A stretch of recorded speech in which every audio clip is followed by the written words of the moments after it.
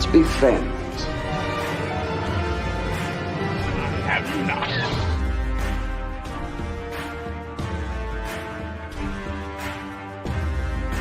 And here we go.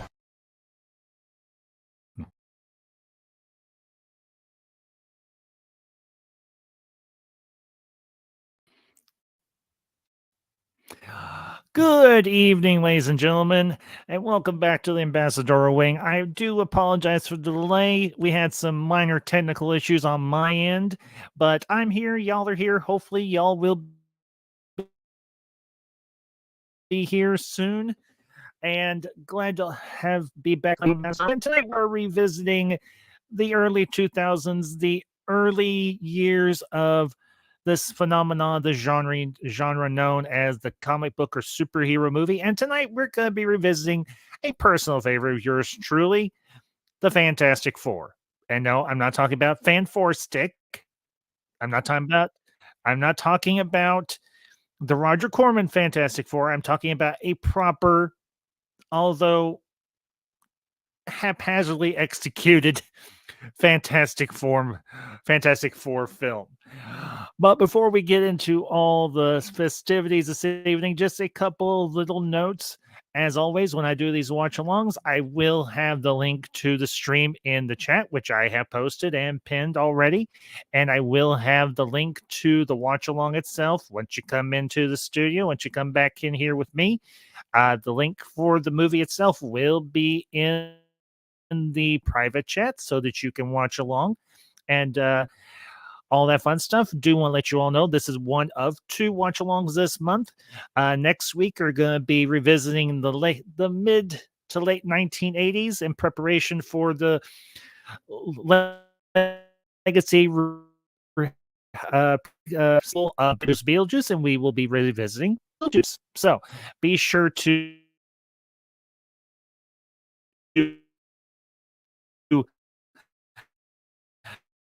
hit the notification bell and all those other things. If you're not subscribed to the Ambassador Wing month and each and every week, a couple other things. I will be recording and uploading a couple of new reviews within the next couple of weeks. One will be a continuation of the Tarantino podcast. We'll be discussing Kill Bill volumes 1 and 2, and also be continuing the Ultra Retro podcast, and we'll be doing a review of The Adventures of Robin Hood. So be sure to check out my social medias accounts over on Instagram and X or Twitter or whatever you may call it still to these days. So, but we don't stand on the whole ceremony. Well, we stand on a little, but we're not going to belabor the point any further. My good friend, Mr. LDG, if you would be ever so kind, sir, and hit that start button, and we will get this show on the road. Just let me open my link real quick. 2 seconds, roughly. And we are connecting. And we are joining.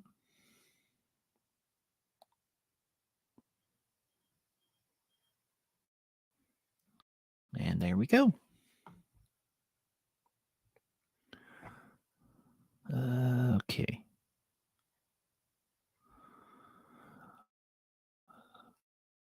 Okay. Hang on.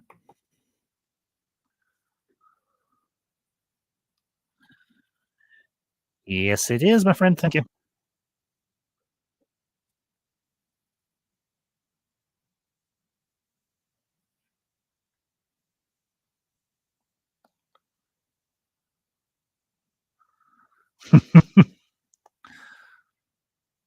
And of course, we have the edifice of the indomitable, the awesome, I think, very well casted Julian McMahon as Victor Von Doom.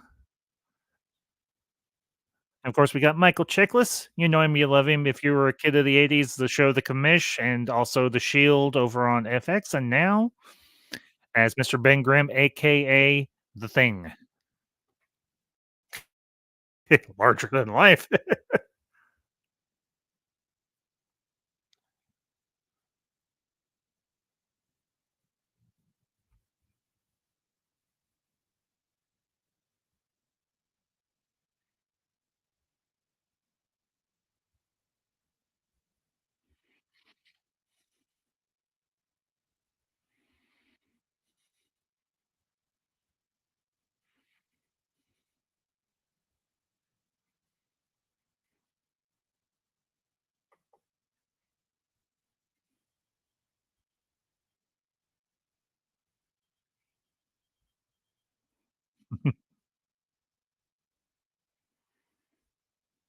And of course, no, exactly.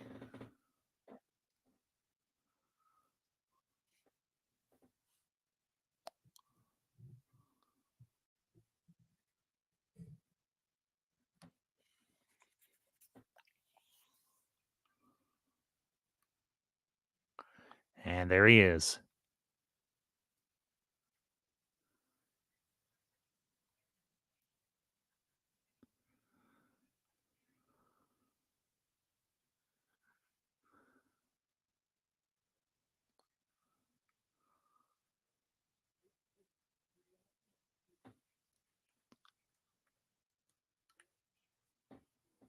Mhm. And of course, played by the beautiful and the charming Jessica Alba.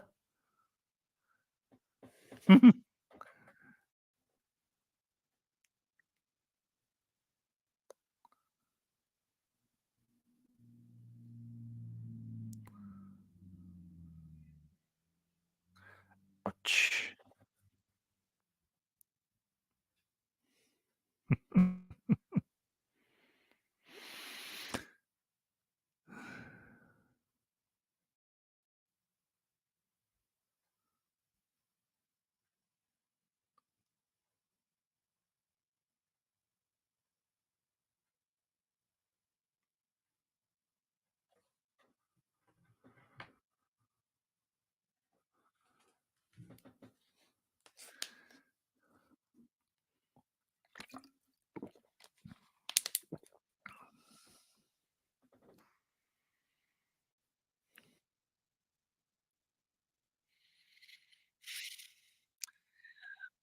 I know people had an issue with Julie McMahon as Doom, at the version of Doom, but I have to admit,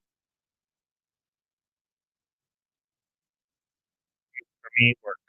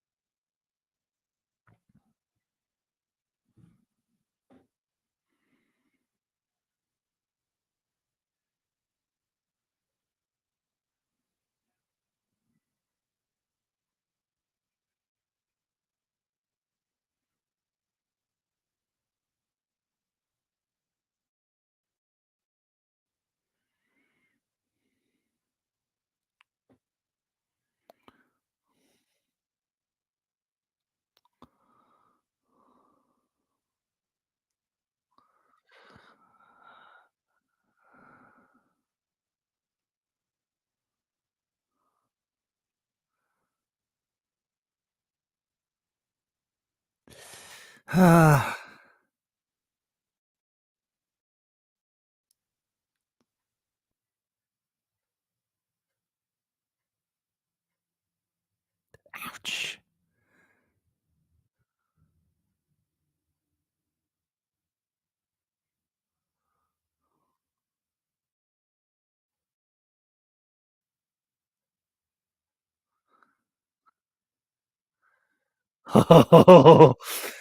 And of course, here he is. Before he was Captain America, he was America's heartthrob, Johnny Storm.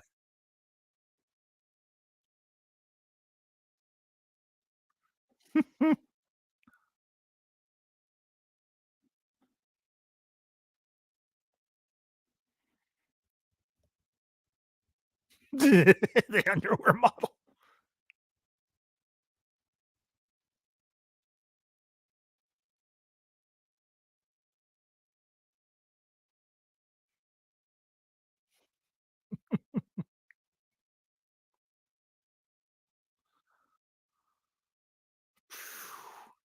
Dang. You gotta admit, they had the chemistry with this team, at least this version of the team, right down to the numbers.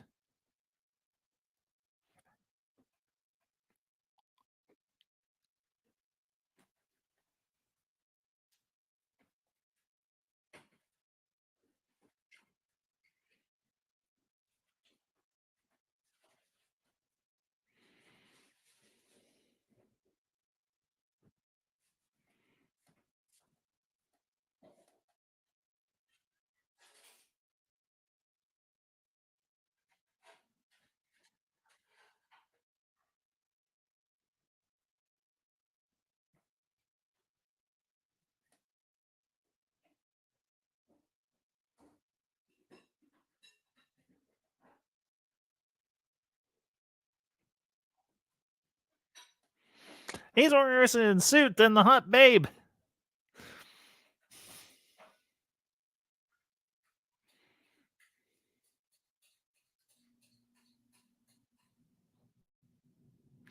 Ouch. She doesn't have just daggers for him. She's got spears, and I don't think I blame her.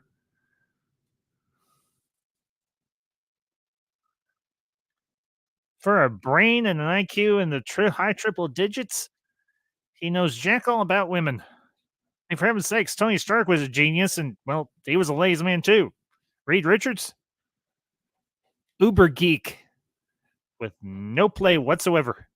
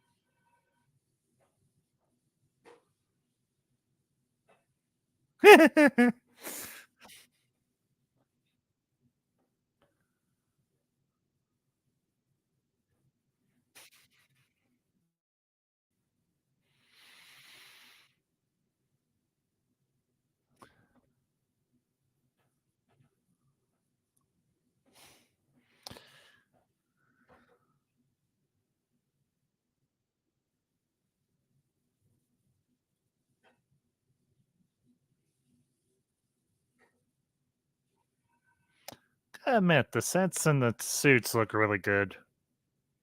For the time, the CGI ain't bad either.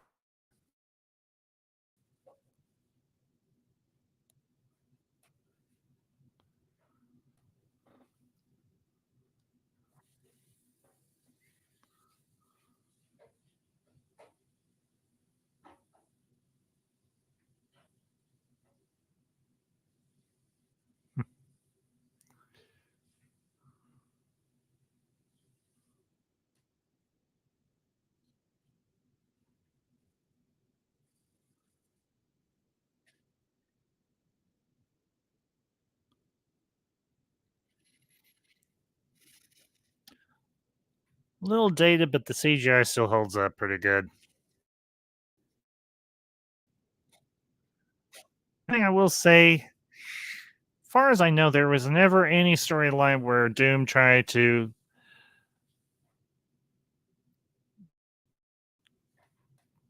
get involved with Sue, but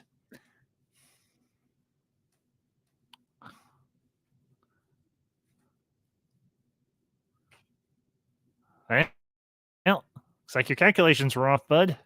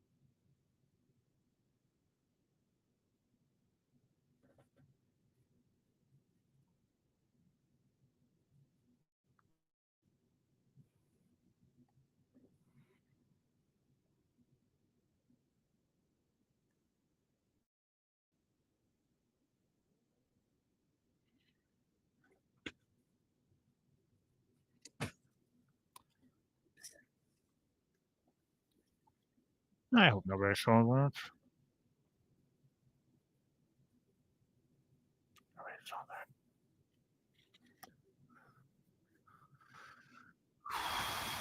Oh boy. Things are about to get very interesting.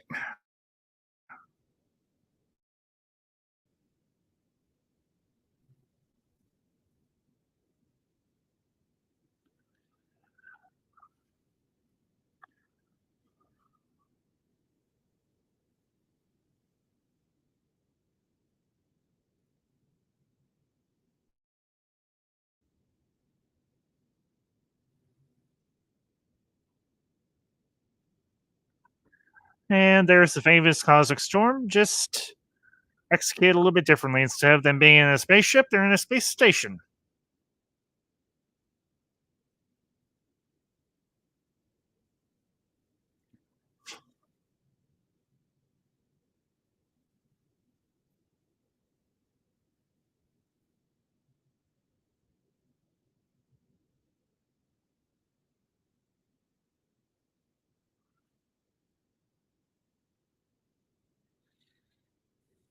Mm-mm-mm.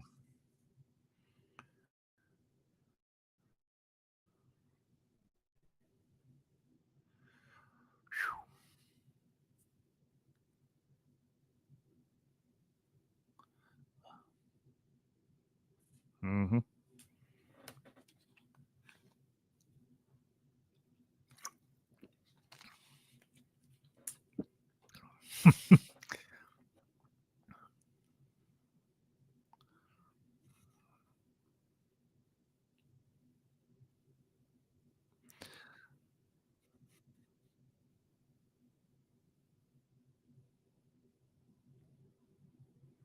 Nothing wrong with him.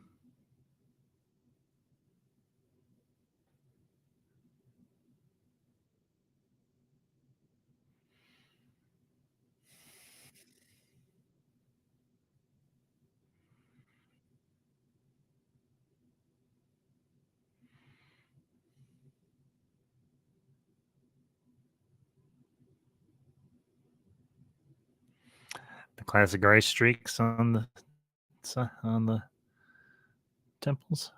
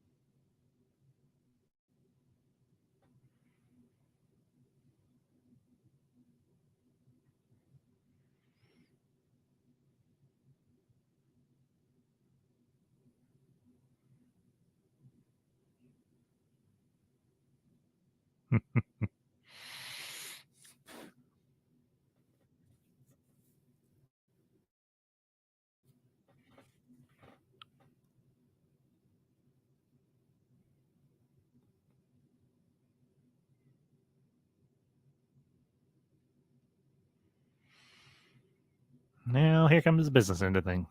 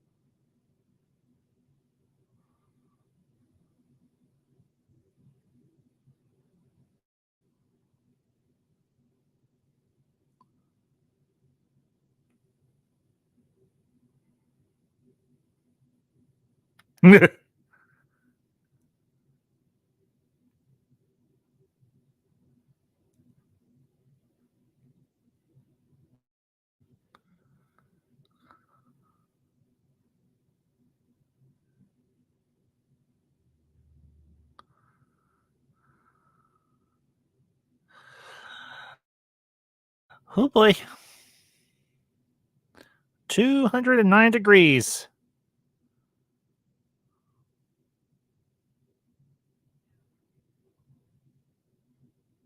Yeah, about to get more solid.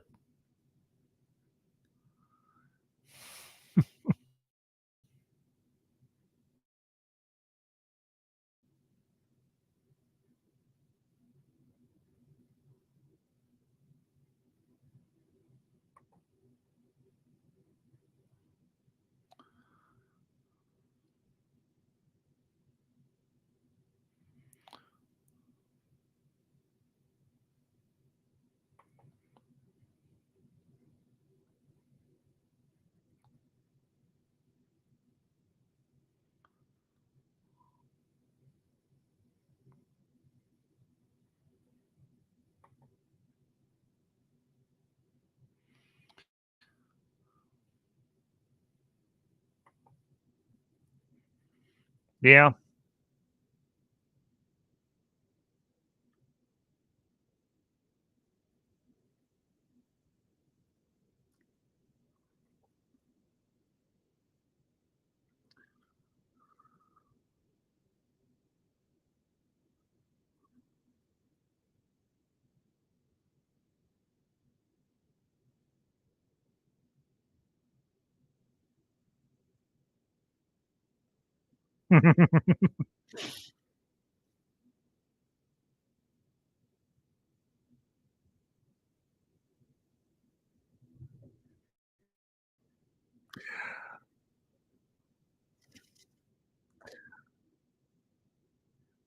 Hot rod.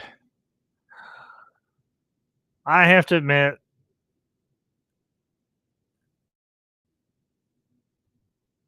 Chris Evans, he is one of the high marks or the high points of this movie. I'm not saying that the rest of the cast isn't good, but he had all the earmarks of a future MCU star. Obviously, we know what he went on to do later. Captain Stephen Rogers.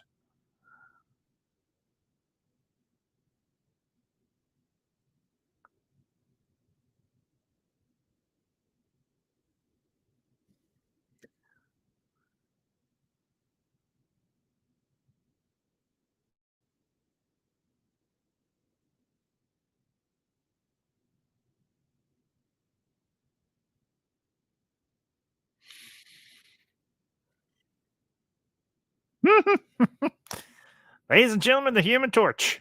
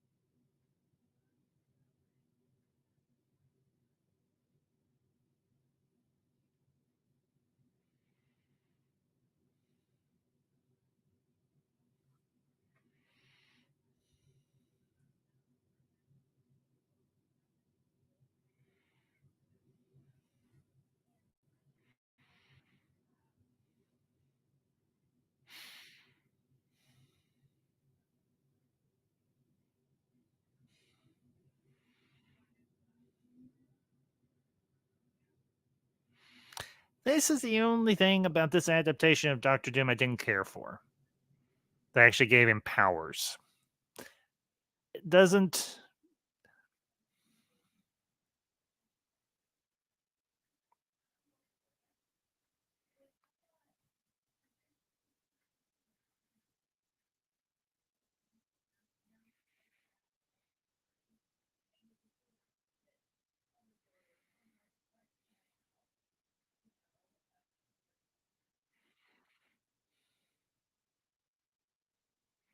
Not bad shrimp.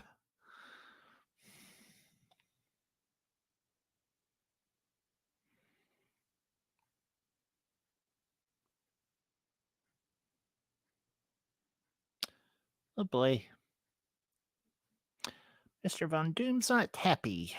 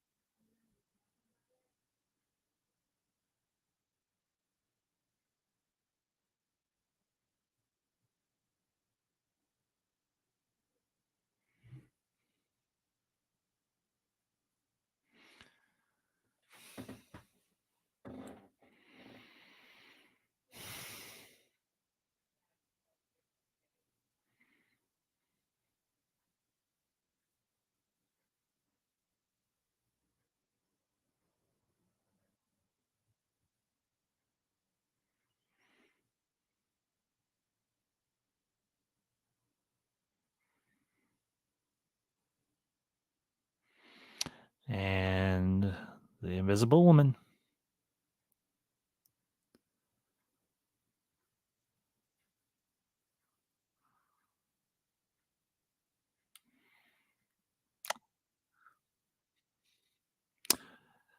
Hello, Stretch.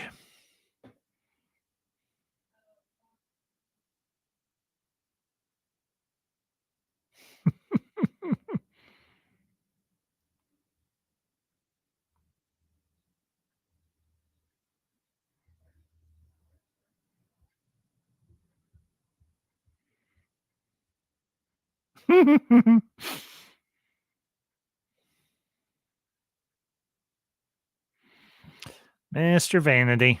That's the one aspect of Doom they did get right. So worried about his appearance.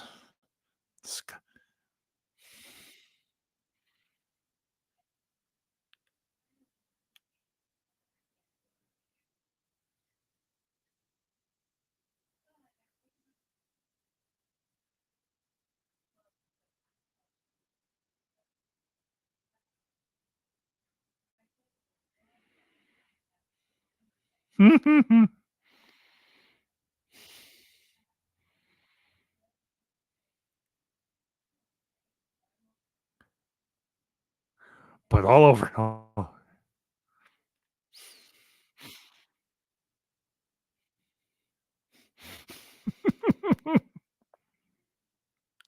Yeah, you were exposed to cosmic radiation. What did you think was going to happen, Reed?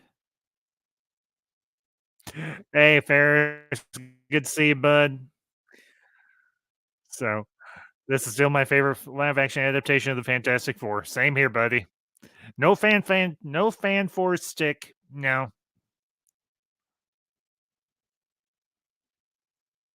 Uh-oh.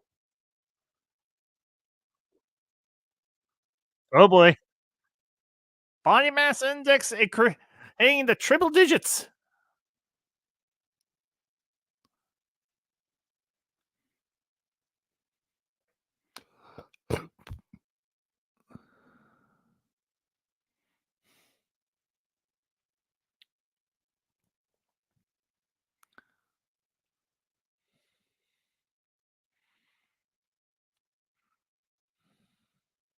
Ferris, I don't know where if you're able to join me tonight. If not, if you're watching this on your own, I'm at the part where they're trying to get into Ben's um quarters and everything after he started transforming. That's the timestamp.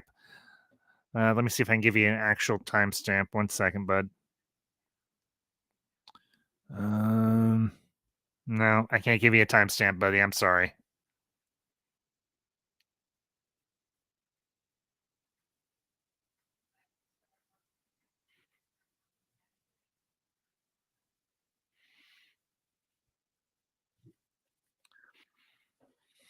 Uh, the Thing.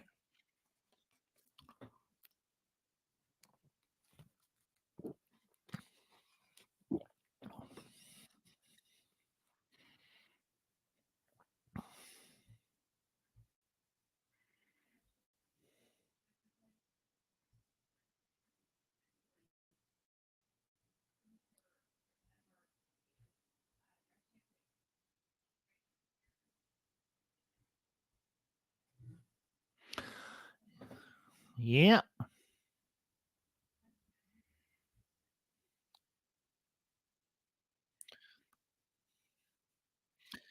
it's mind blowing that RDJ was once off for the role of Doom in this movie before it went to Julie McMahon. Cut to almost 20 years later, he's at it now. Yep, and I'm on a wait and see type of thing, Ferris, just like everybody else. But I have confidence in Mister Downey Jr. and everything to do his thing.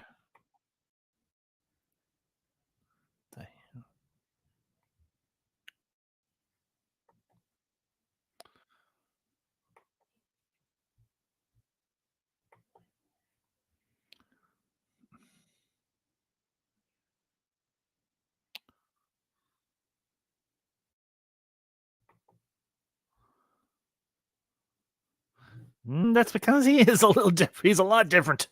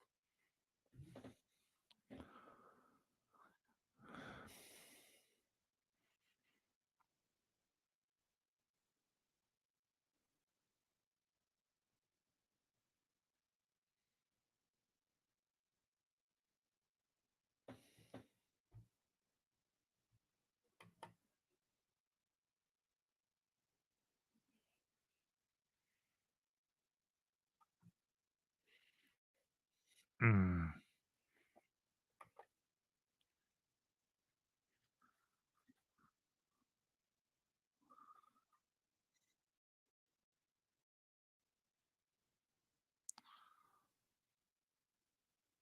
Yeah, I had heard the same thing, Ferris. Honestly, I'm glad that they went with a prosthetic look for the thing. It actually looks more accurate to the comic book. So now I've seen the CGI one from Fan Four Stick, and that was just that was not the thing. And I have a sinking feeling that they will be definitely doing CGI for the new Fantastic Four that's coming out next year, and turn into a big orange rock monster.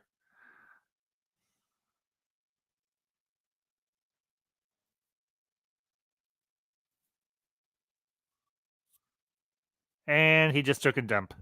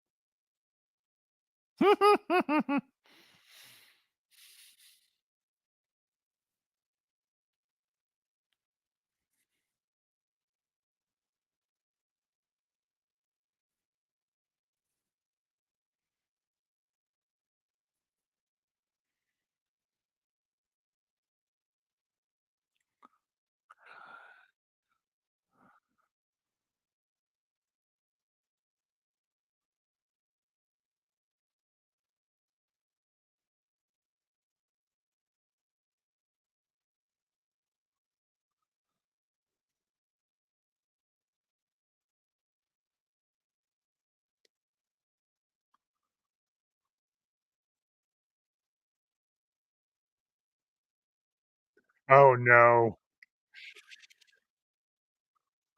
Mm.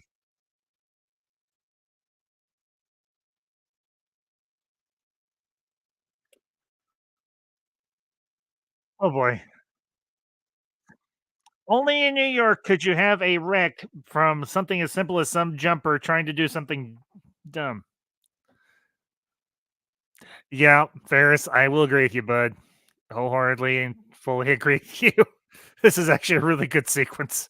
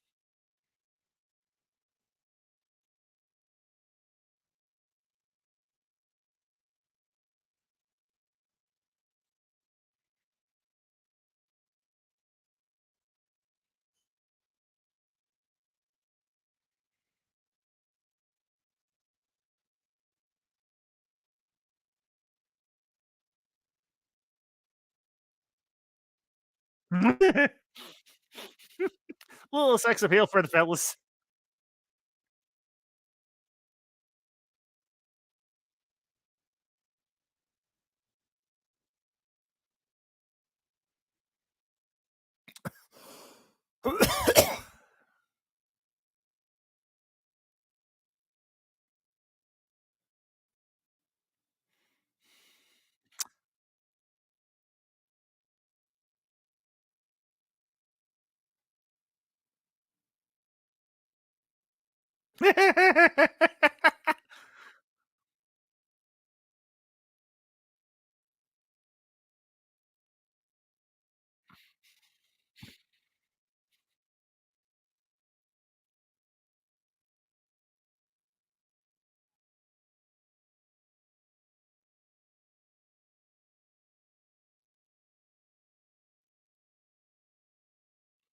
And here comes the fire engine going full bore, not paying attention.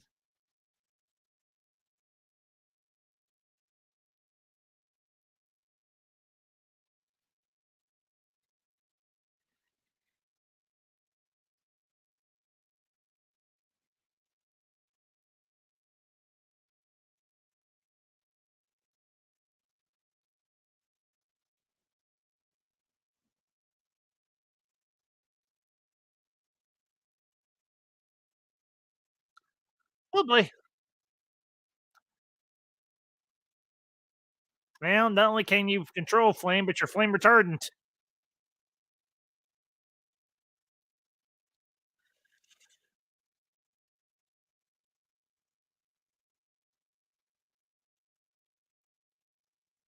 There's the invisible force fields.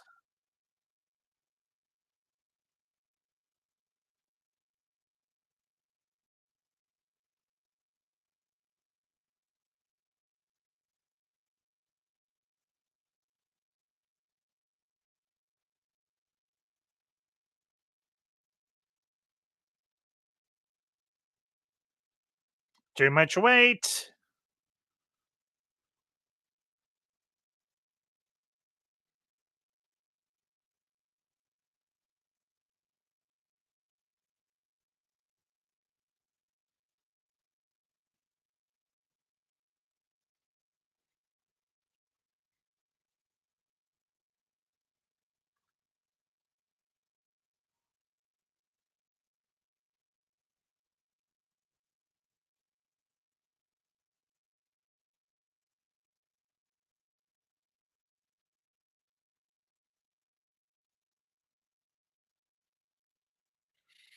Mm.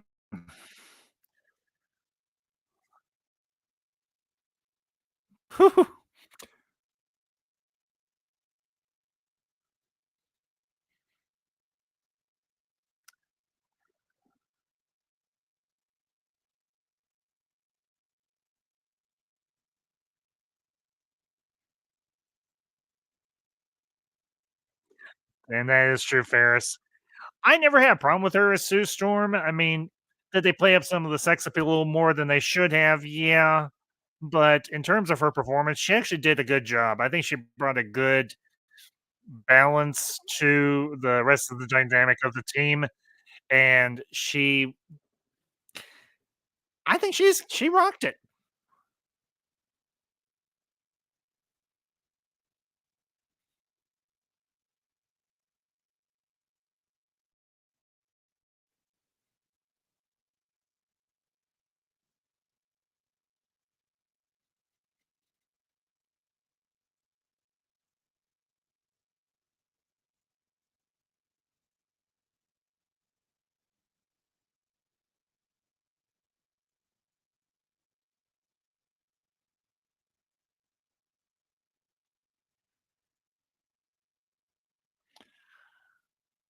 And that's the part that hurts the most. She can't accept him, even though he's a hero.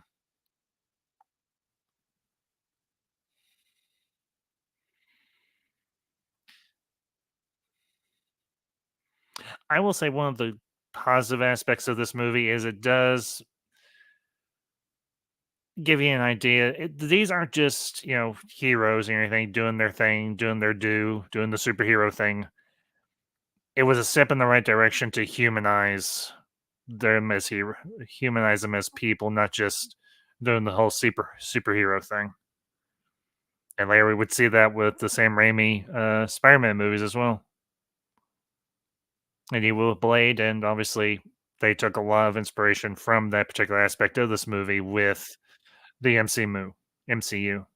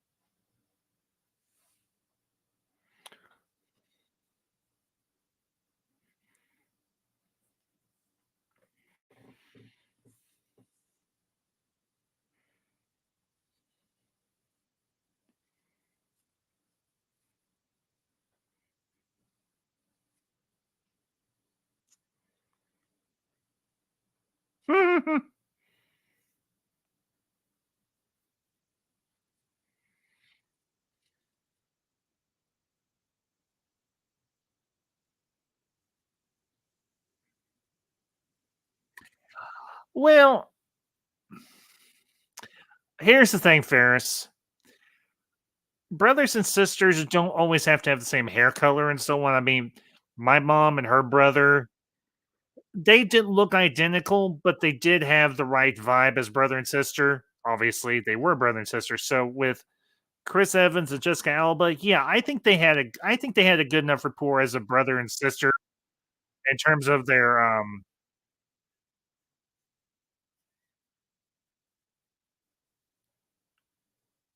so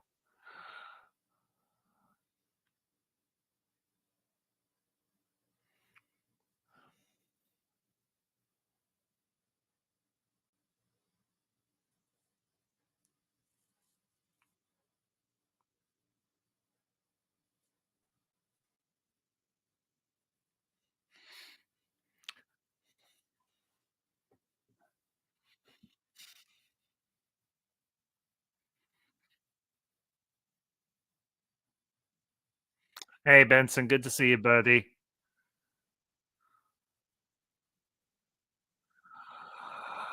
Benson, I have my I I have my hopes.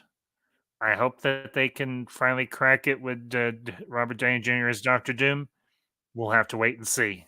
So, and I do appreciate you stopping by at this late hour. Well, this early hour for you. So, um, I don't dislike I don't dislike the Corman version. I have seen it, but I like this. I like this one just a little bit better. I mean, it's a higher budget. Granted,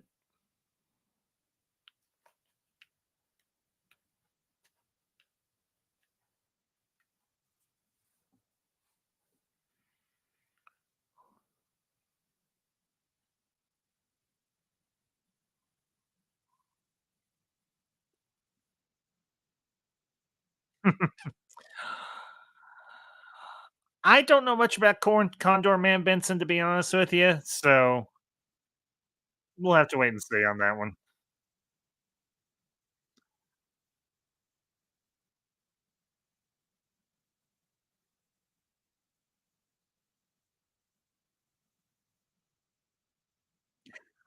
Well, Ferris, I get what you're saying, but 6 months older, that's not that much. Good night, Benson. Good to see you, bud. Appreciate you stopping by, and hope to see you again soon, buddy. So,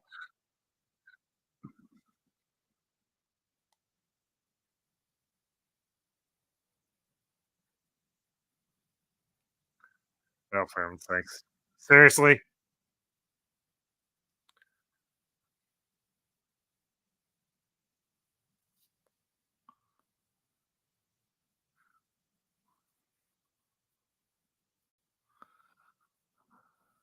And of course, there's the man, one and only, the late great Stan Lee.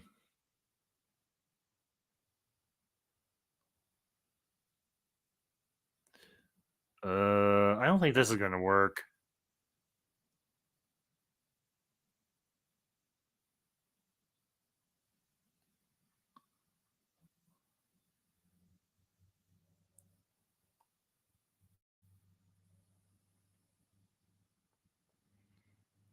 Think you're gonna have to take the freighter. Do I have a freight elevator?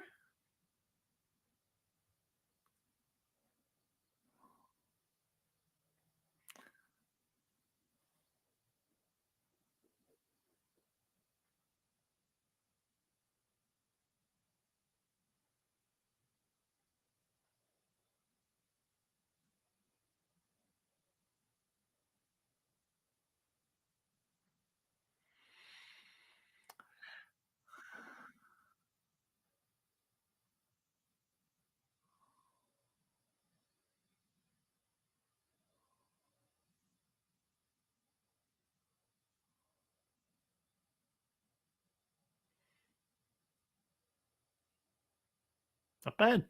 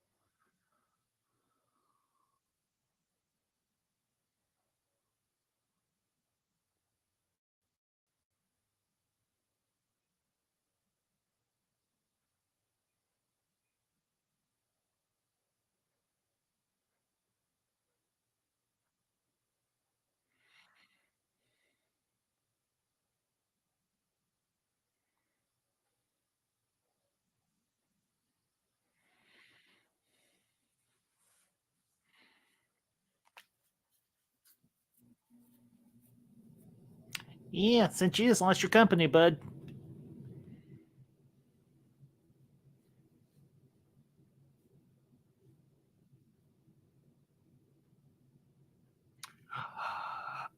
In this particular version, Ferris they did, but in the comics, they were already together and everything by the time they had gone on the mission, the initial mission where they got their powers.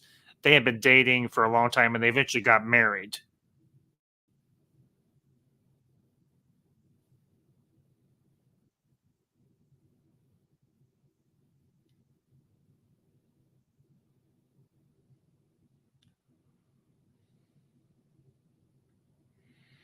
Now, the one thing that they changed with this was they made it where Reed and Sue had broken up and that Sue and Doom were dating. They did that to add more dramatic tension and everything, which it works and everything for the most part. But obviously, with the next movie or anything, they obviously are and trying. They've been trying to get married, but they've been having trouble. Obviously, oopsie. I do believe you're turning into.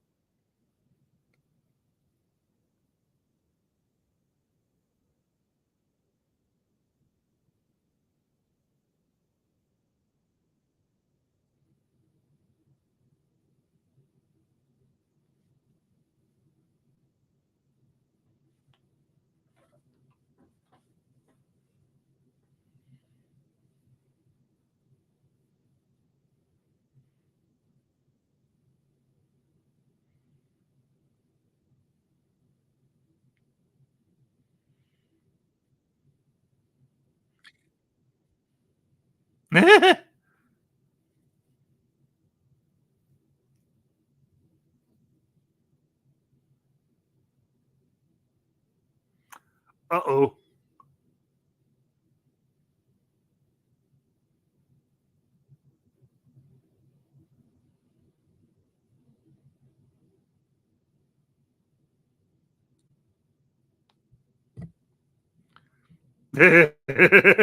Be careful what you ask for.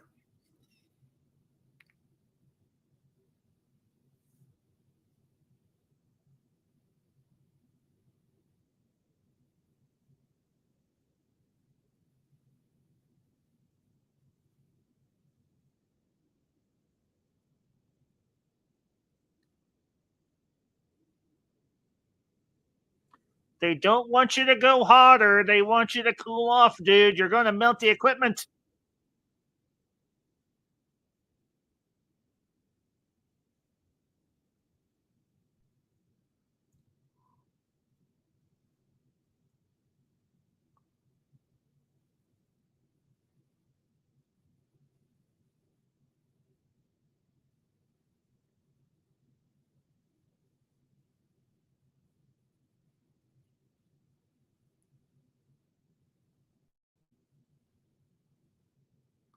Yeah.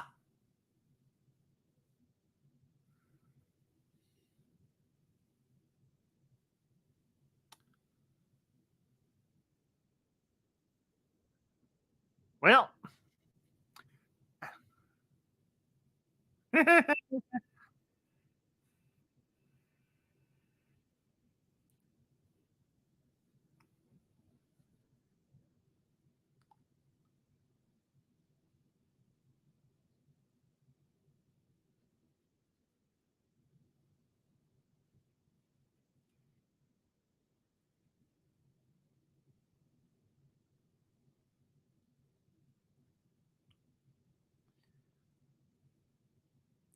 yeah, Ferris, in a way they kind of were, which could have worked, but at the same time, it didn't work because Doom wasn't an industrialist.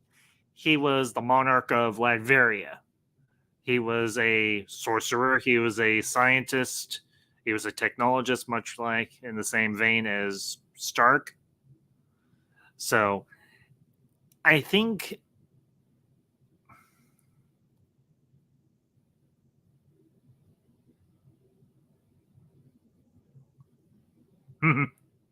yeah,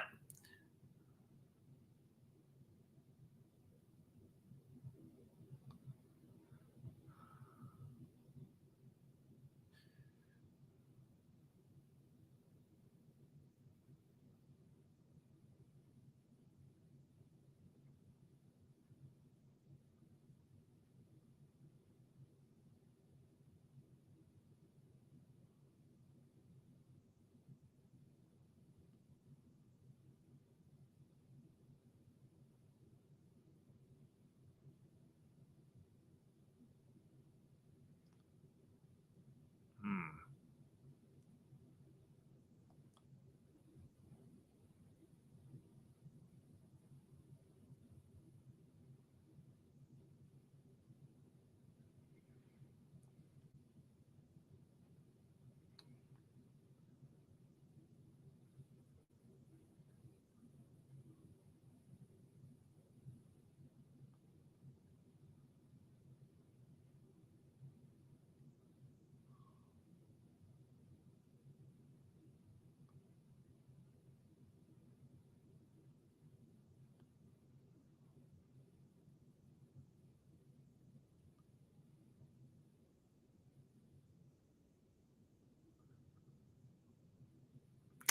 And now he's going just a little nuts.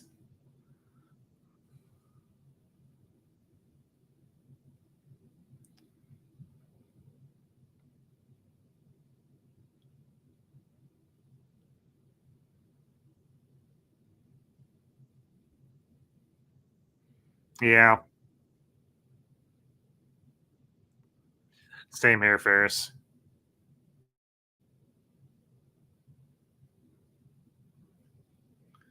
And now we do the sciencey thing.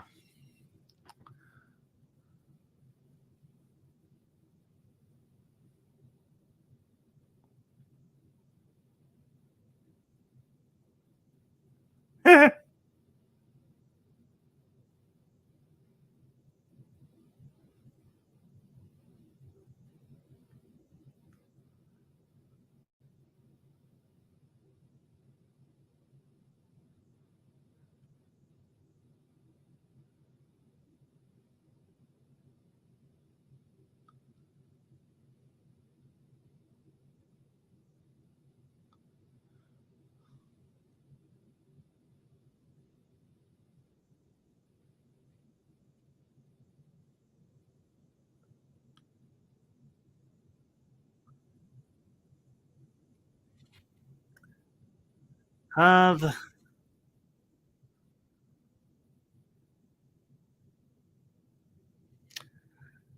The downside of fame.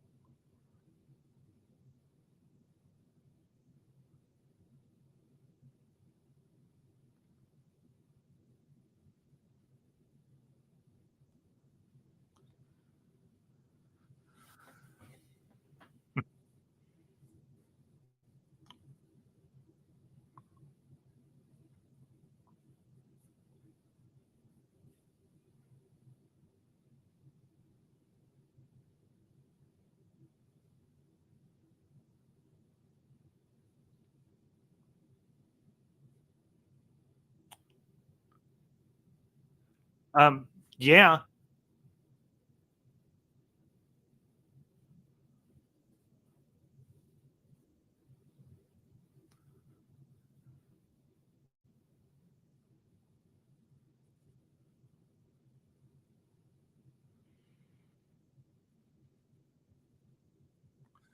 Oh boy.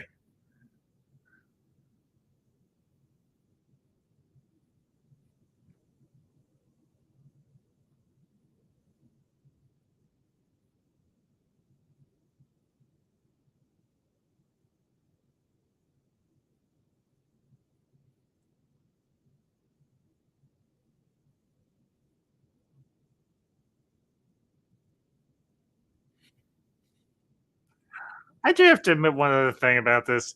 I really like the soundtrack for this movie.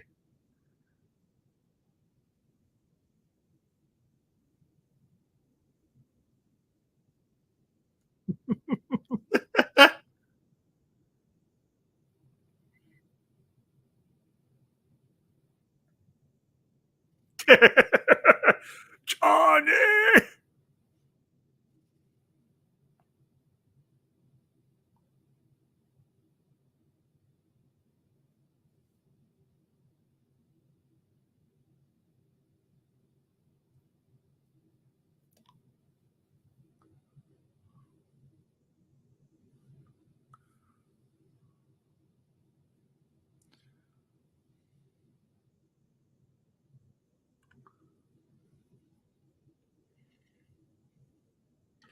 One other thing I will say, I do like the prosthetic makeup for Julie McMahon.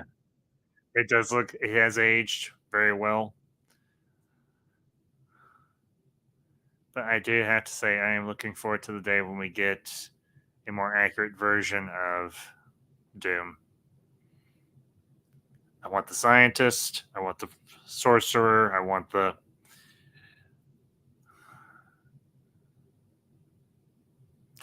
I want a proper Doom. I want my Doom bots. I want my castle. I want I want him to be able to hang the big D over everybody and everything that entails.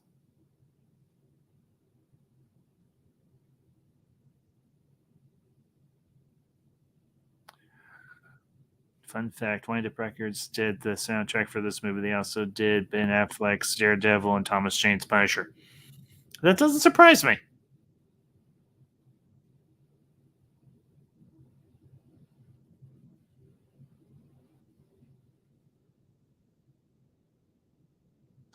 Woo!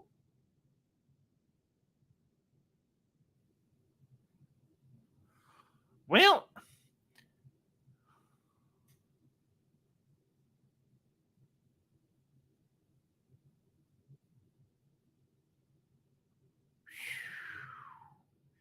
just burned a hole through that guy, and I can't necessarily say I blame him. The guy was a prick.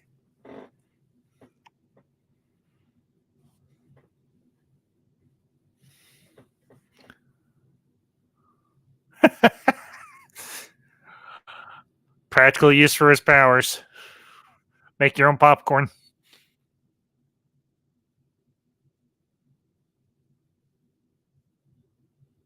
And I don't blame you, Johnny.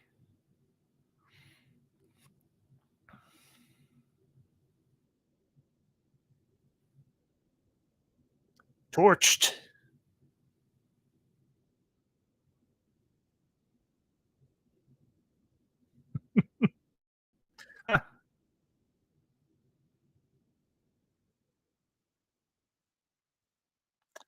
I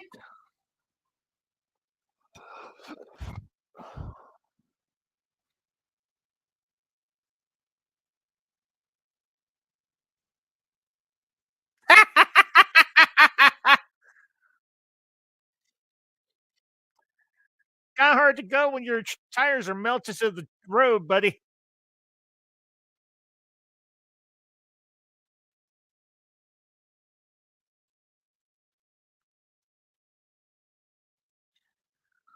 Uh, Not exactly. Ferris, the way he did that, he used one of those pumpkin bombs on him.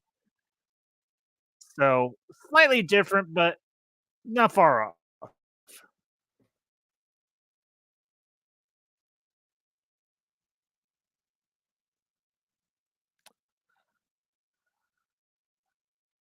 I will admit, I love the special effect on his eyes when he's about to.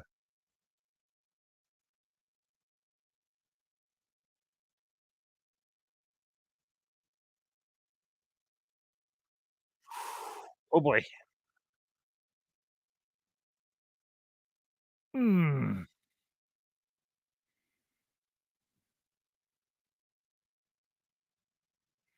Now, as far as him killing the board members of Oscorp, yeah, absolutely, I agree. But the method was different, Ferris. But I, I get what you're saying, buddy.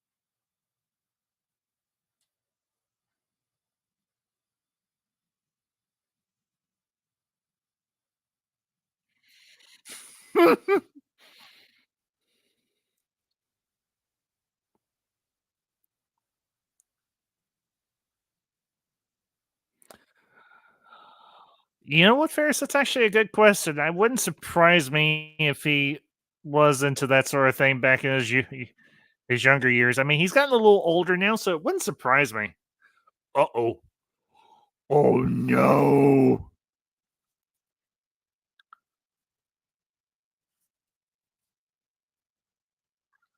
Oh boy. Not good. Hmm. I really like that car.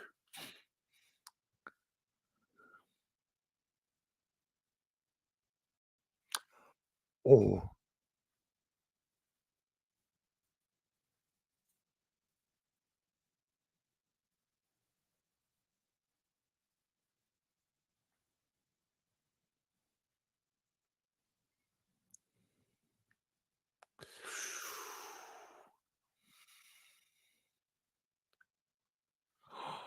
Uh-oh. Now this is the one aspect they did get right, because Torch and Thing did have an ongoing rivalry over the years. Oh boy.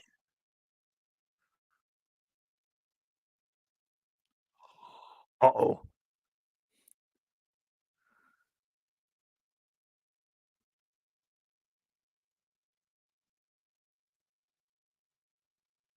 Oh, come on.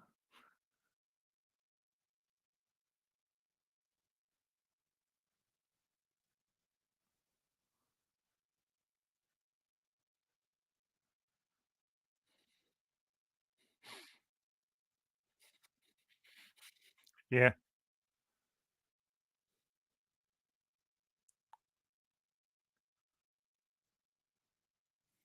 What's wrong with that?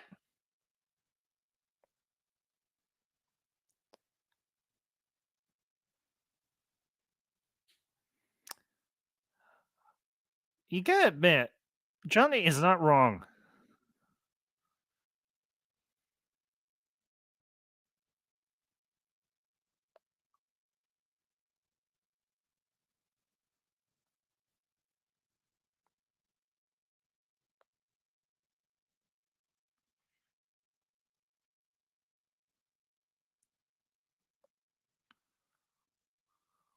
Hmm.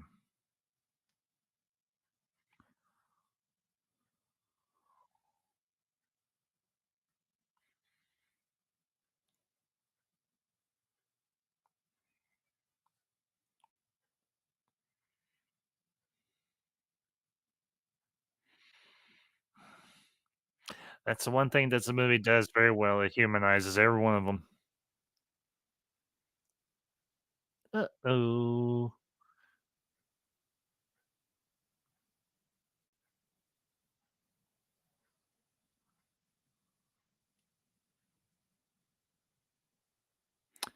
Victor's going shopping.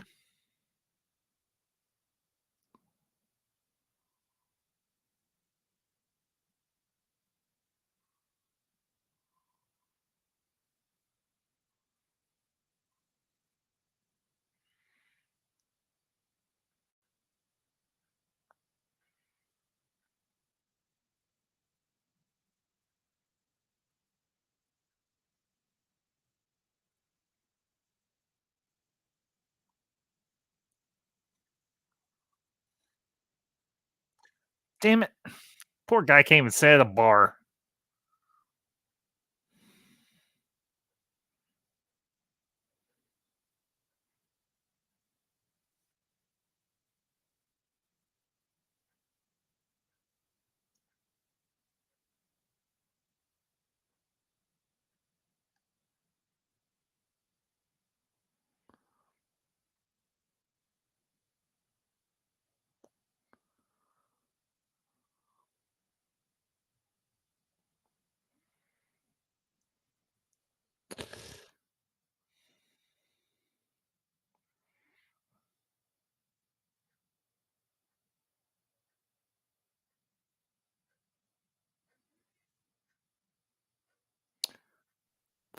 That's the one thing that's another thing I like.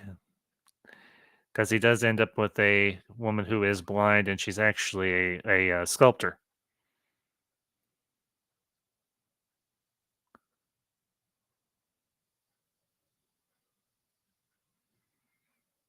I actually liked Alicia and everything, to be honest with you, Ferris, and everything.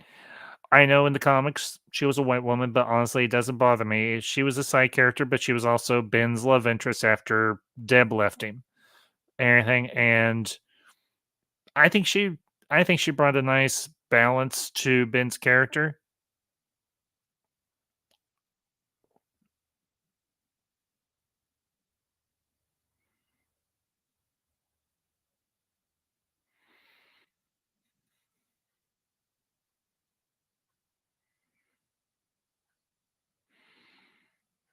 because she could see in him something that he couldn't see in himself. If I remember correctly, the name is Leisha Masters or Mick Masters or something like that. Because she's actually the daughter of a supervillain. I think the name of the supervillain was the Puppet Master or something like that.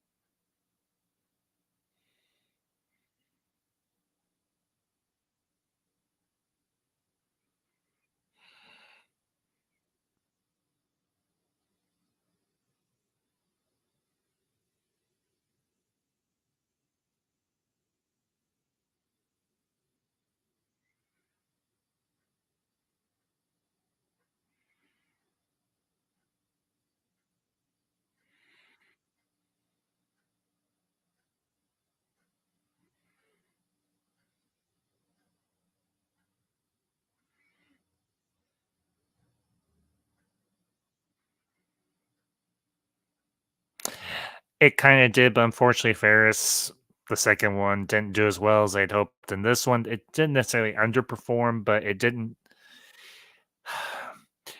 perform as well as I think they had hoped. I mean, you have to remember Ferris back in the early 2000s, they were still feeling out how to balance all the different aspects for a successful superhero franchise and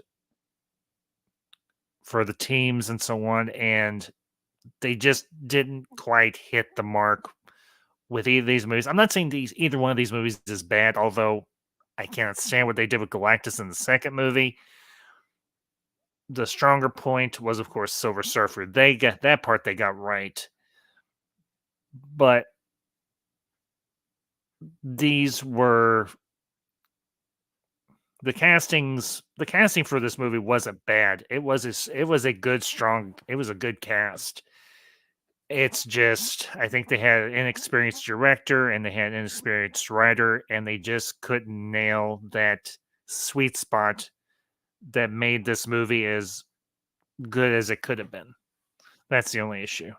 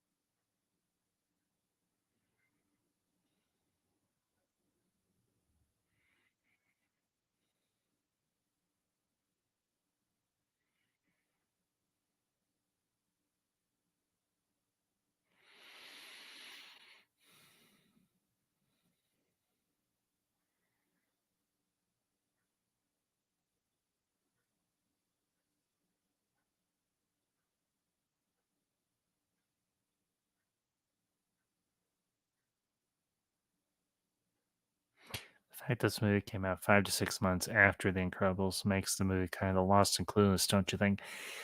In a manner of speaking, Ferris, yeah.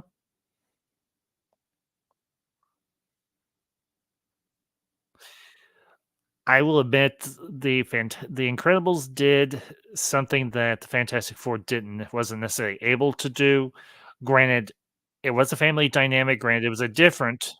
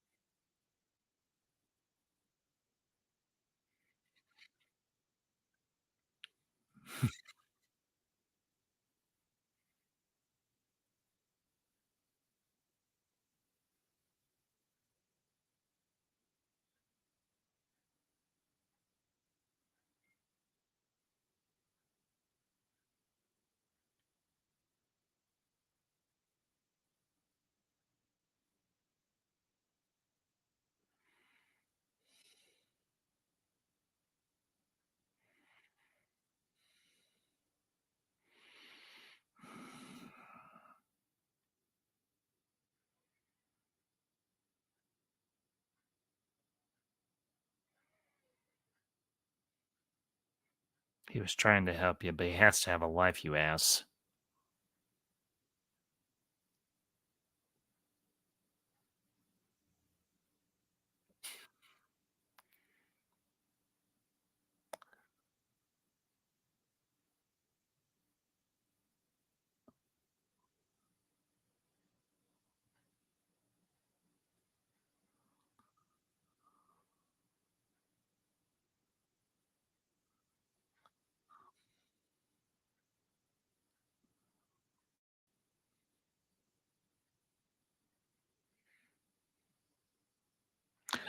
The one I just watched, Ferris, was the one where they were at the planetarium.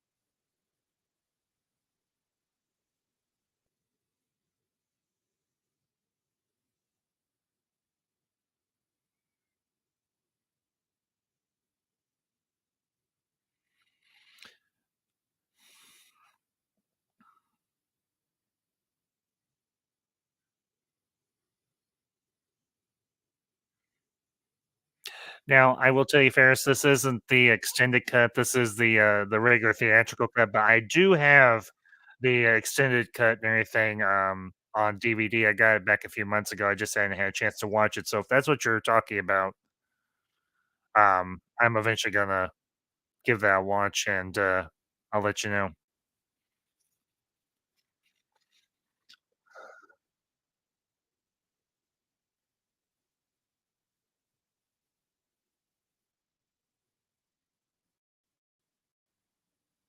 Oh boy.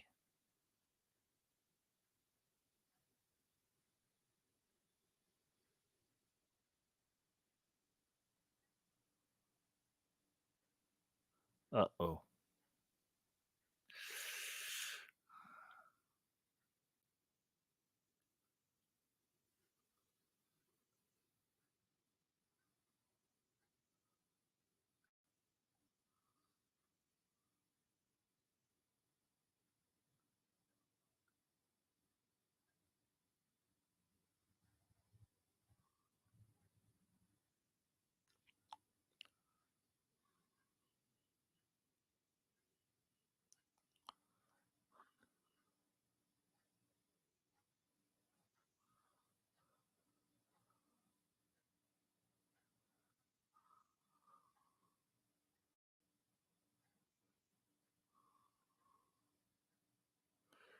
Gets to turn his face into Wolverine. Wasn't aware of that.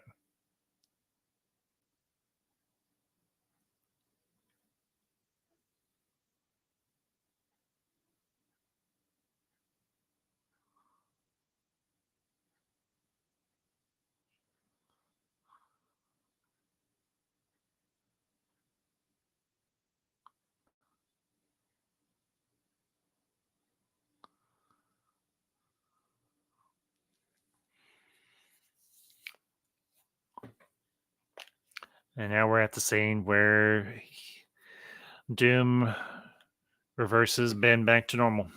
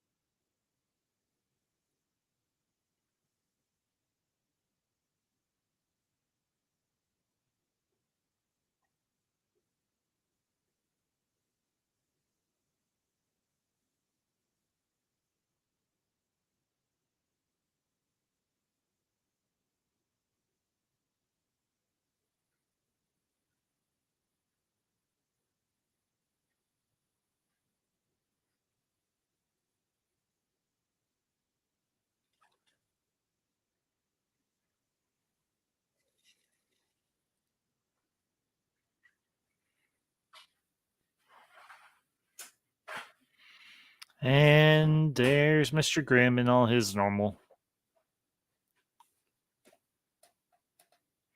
Slightly nude, but normal.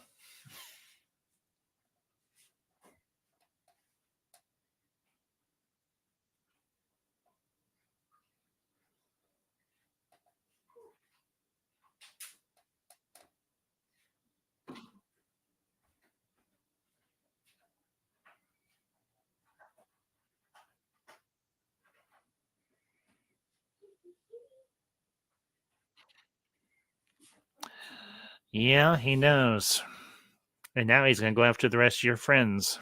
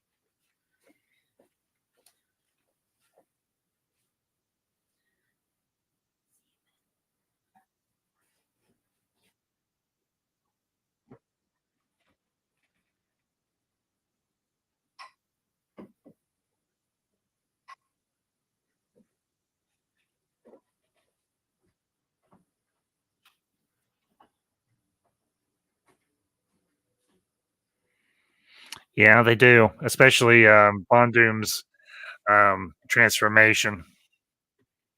I wholeheartedly agree with you, Ferris. Special effects still look great, even now.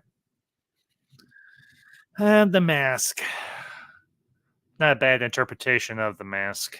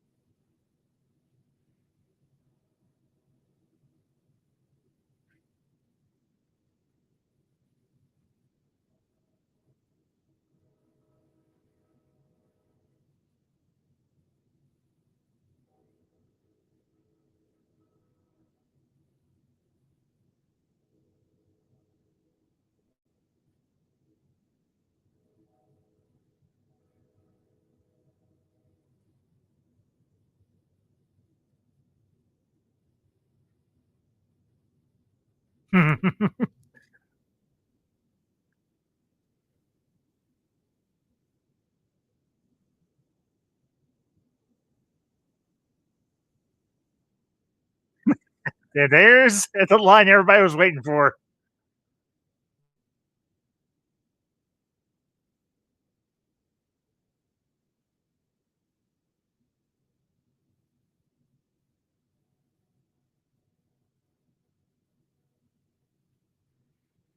Unless he transforms back.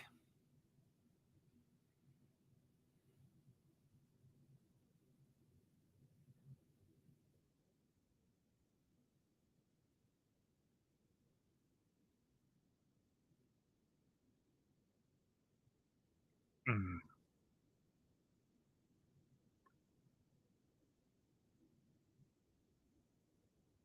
shoot. Wasn't a bad idea.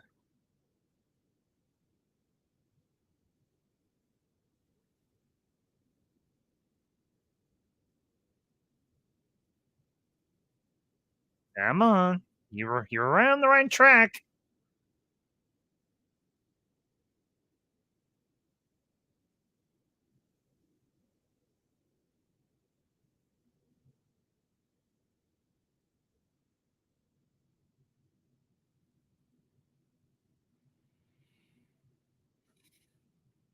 So you think. So you think.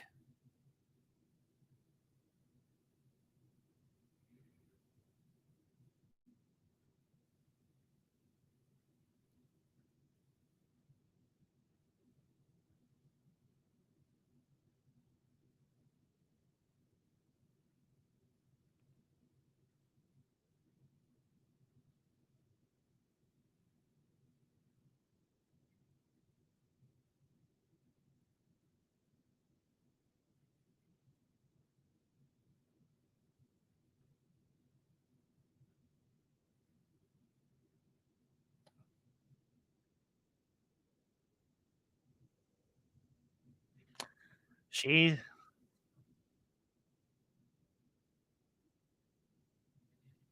she has a hot temper, just like she did in the comics.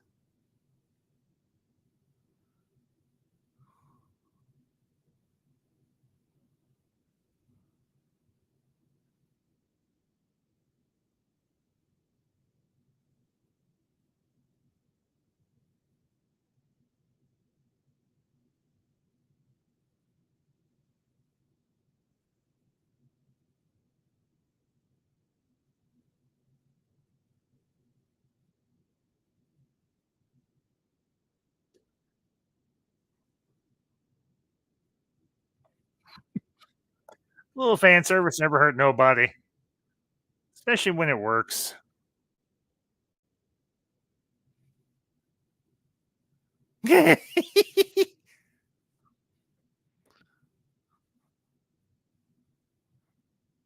All right. All right.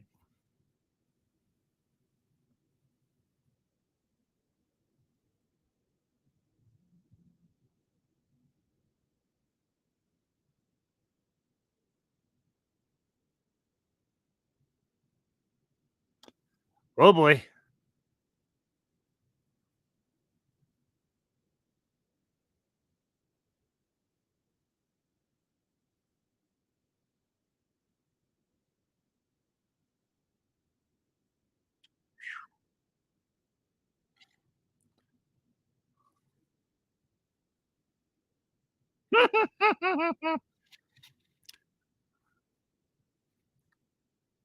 Why, Doom, you're looking a little down in the dumps.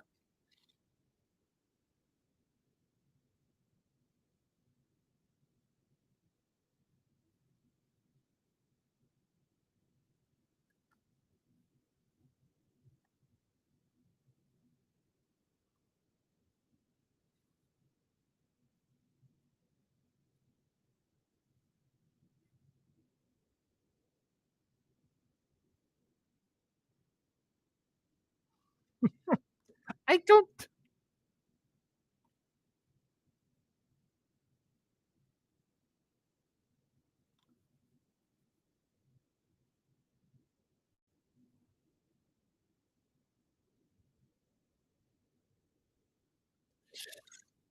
Wilhelm scream.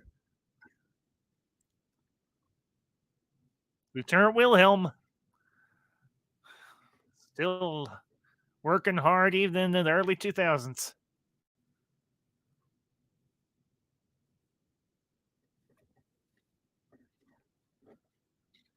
Swing, bada, bada, bada, swing.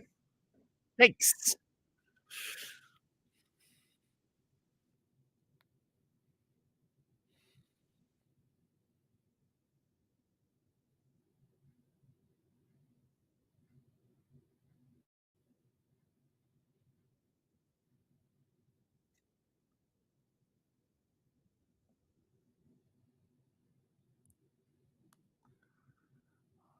She get nosebleeds and unconscious in this movie.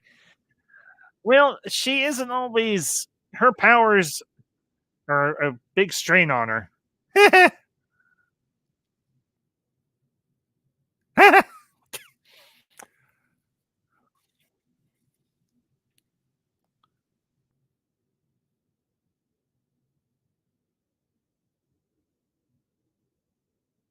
You gotta admit, Julie McMahon, he really got into this part big time.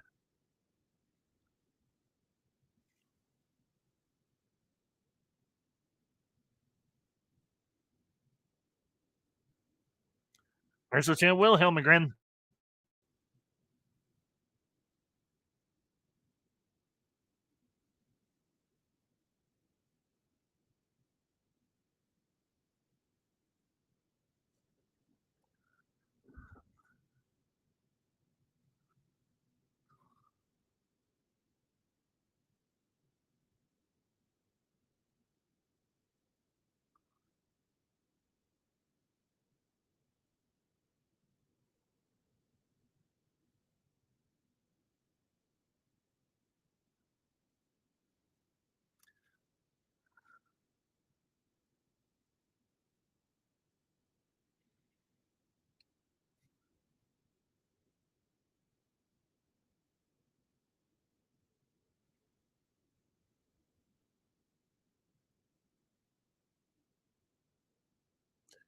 Because the thing you have to remember, Ferris, as much exertion mentally that she is putting out to try and hold that force field, it's going to put a strain on anybody's mind.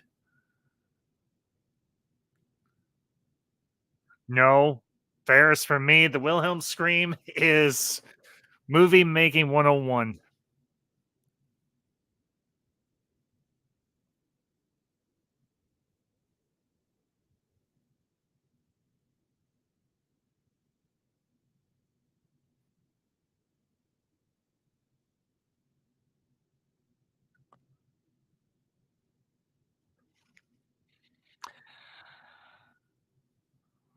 It turns it extremely, extremely hard.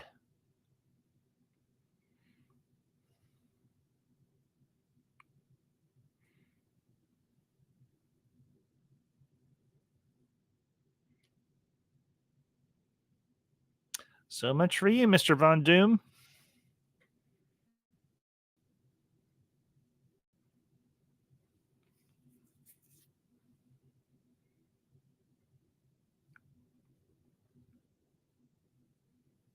Yes, he did.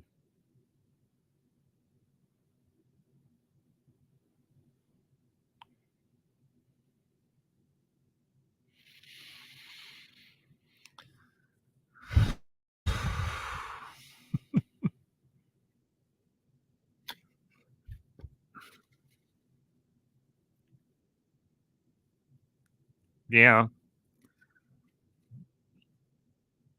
Screen accurate, comic accurate suits. Had the personalities down too.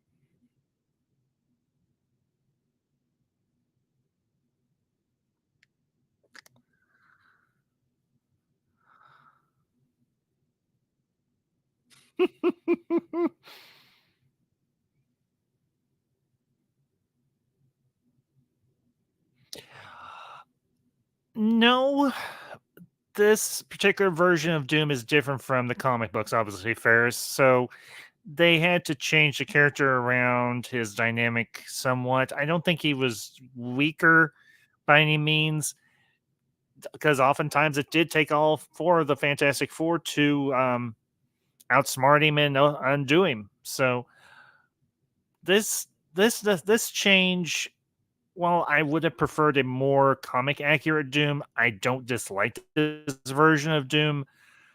But as I've said before, I've always wanted a more accurate representation of Doom. Granted, we kind of got that with the Roger Corman film, but they were restricted by budget and so on, so they couldn't do as much with with Doom as they would with, say, well, hopefully what they'll do with Robert Downey Jr.'s Doom. Like I said, I've always wanted the three big pillars of Doom: the Monarch, the Scientist, the Sorcerer. They nail those three things, I will be very happy. So, as a different adaptation of Doom, it's fine.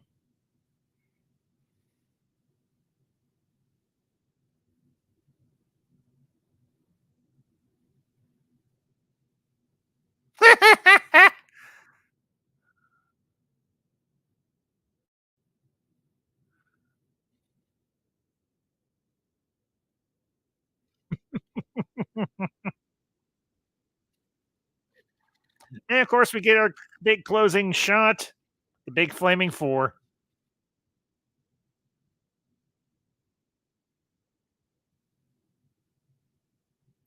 And there's Doom locked away in a nice, safe little container on his way back to home sweet home, Latveria.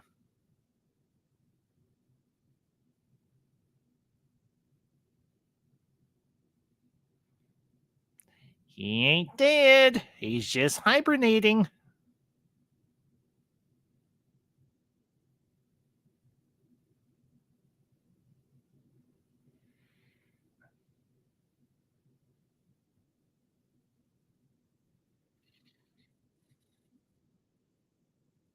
Yeah.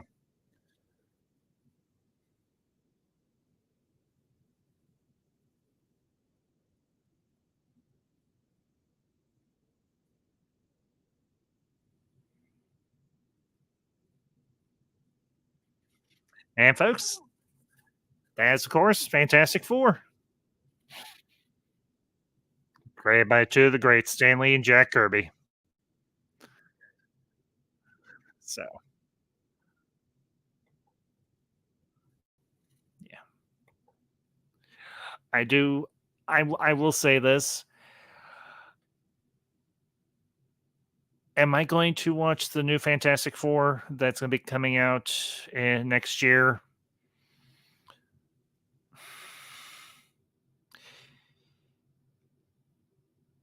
I am. I don't want to be a downer or anything by saying this, but I'm very underwhelmed by the casting. I don't hate the casting. I'm just underwhelmed.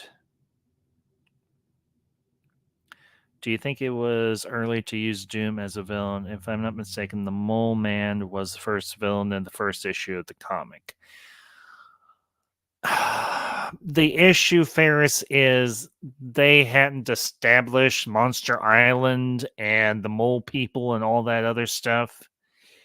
I think they wanted to formulate a origin story, and the easiest way to do that was to bring the team together with their main antagonist, their main villain, that of course being Doctor Doom. So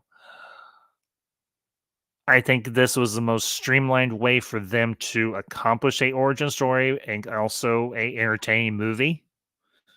At least my opinion. It's an entertaining movie. So um I would have to go back because I'm not sure who the first villain was in the first Fantastic Four comic, but I think Monster Island and the Mole People had been established in other comic books before they were brought into the Fantastic Four universe specifically.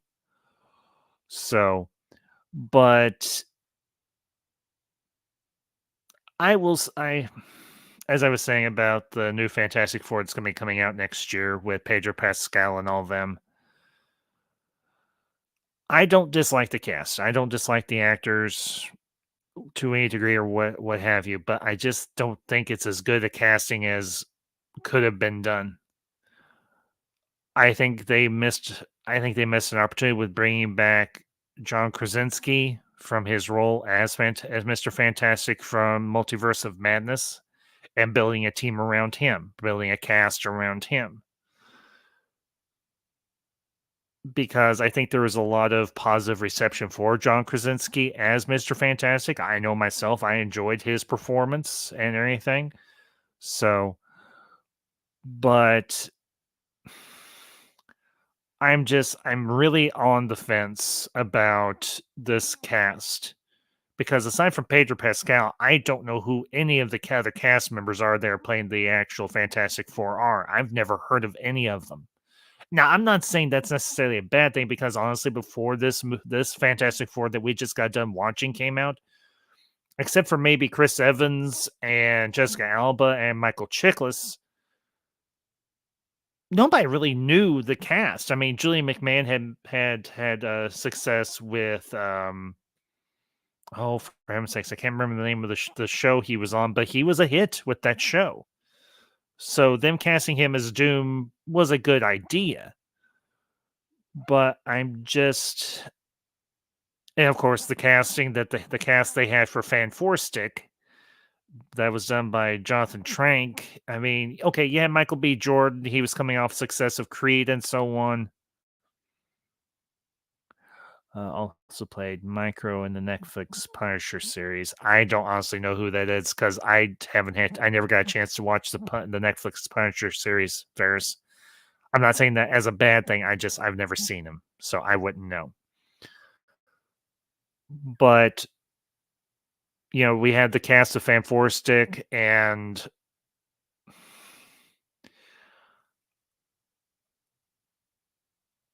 that particular interpretation of Doom.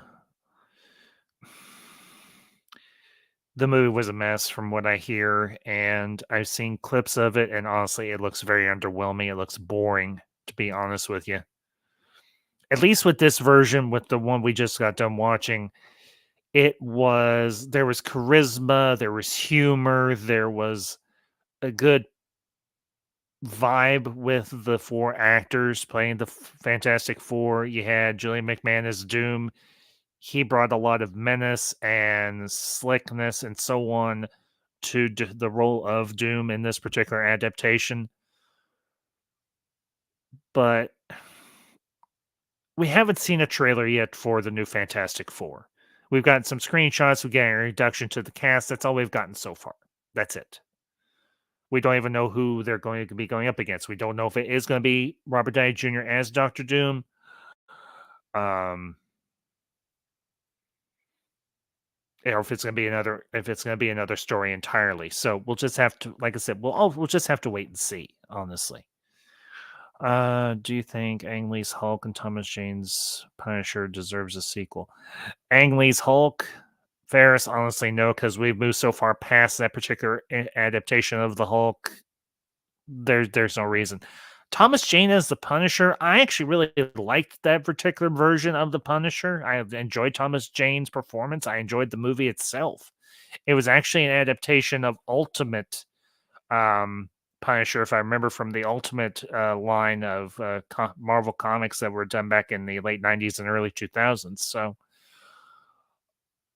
but at this rate, at Thomas Jane's age, I don't know if they even would, considering we've got Jonathan Bernthal as Frank Castle now. So I'm just, I don't know if I doubt if they'll bring Thomas Jane back at all for anything, considering they've got a pretty well established cast for the Punisher now going forward into the future, because everybody loved Jonathan Bernthal as, I think I'm saying his name right. I hope I am. As Frank Castle as the Punisher. So, but as far as the movie itself goes, I loved the movie. It was entertaining. Had a lot of heart. It had a lot of grit. Yeah, John Travolta as the villain. It worked. It very much worked. So, but as far as tonight goes, I hope for all of you that were here tonight, whether you were here live or you catch us on the replay, if you want to watch along with me, watch your own copy and hear my commentary, I hope you enjoyed yourselves. Just a reminder, like I said, next Saturday night I'll be back with another watch along. That will, of course, be for Beetlejuice. So be sure to. I've already set up that stream and everything. Be sure to tune in for that one. And of course, if this is your first visit, I hope you enjoyed yourself. I hope you enjoyed the movie as much as I enjoyed bringing it all to you, bringing all my thoughts on it. So, but I think we're going to call it an evening. We're going to wrap things up for the night. But okay, question: favorite song from the movie? Just to make it real quick, Ferris. Hmm.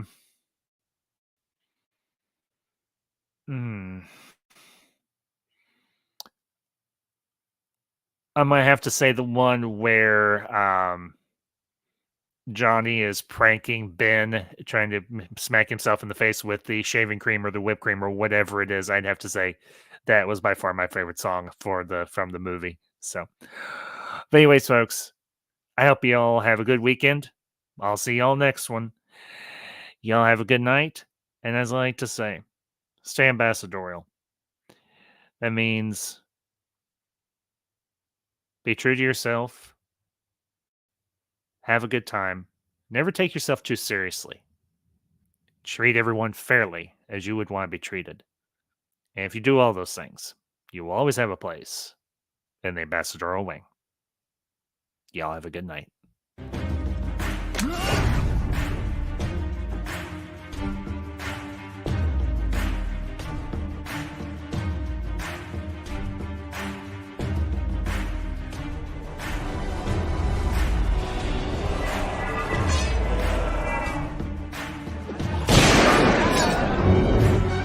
Let's be friends.